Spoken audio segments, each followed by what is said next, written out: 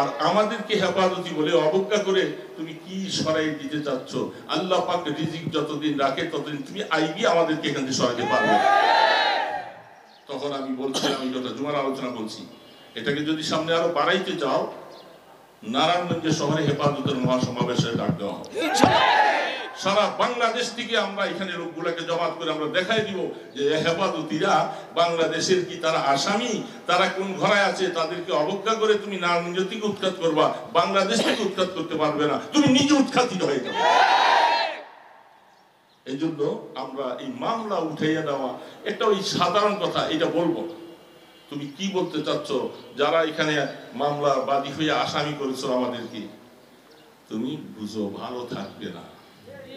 কারণ এই সমস্ত নেককার আল্লাহওয়ালা লোকদের বিরুদ্ধে কাজ করবা, এরা দুইটা হাত তুলে দুই ফোঁটা চোখের পানি ছেড়ে দিবে, তোমাদের গদিটা তছনছ হয়ে যাবে।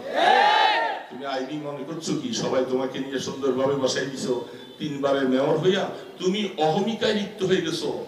হ্যাঁ, তুমি অহংকারী হয়ে গেছো, যা মনে চাও তাই করবা। ডিএটি মসজিদটা তোমার কোন মাথার ব্যথা?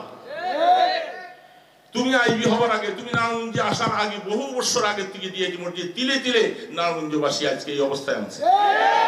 দূরে সরাই দিচ্ছ। হেফাজতি ওলারা সন্ত্রাসী। তারা যদি সন্ত্রাসী হতো তাহলে তোমার মতো আইবি রাস্তায় চলতে পারছে না।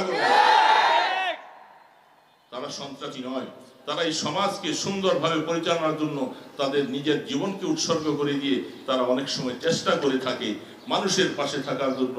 সব সময় নারায়ণগঞ্জ শহরের জন্য, নারায়ণগঞ্জ জেলার জন্য আমরা অন্তর করে জুমার জবাব আপনার দাওয়াতে, জুমার আলোচনায়, সর্ব জায়গায় দোয়াতে আমরা সবসময় দোয়া করি।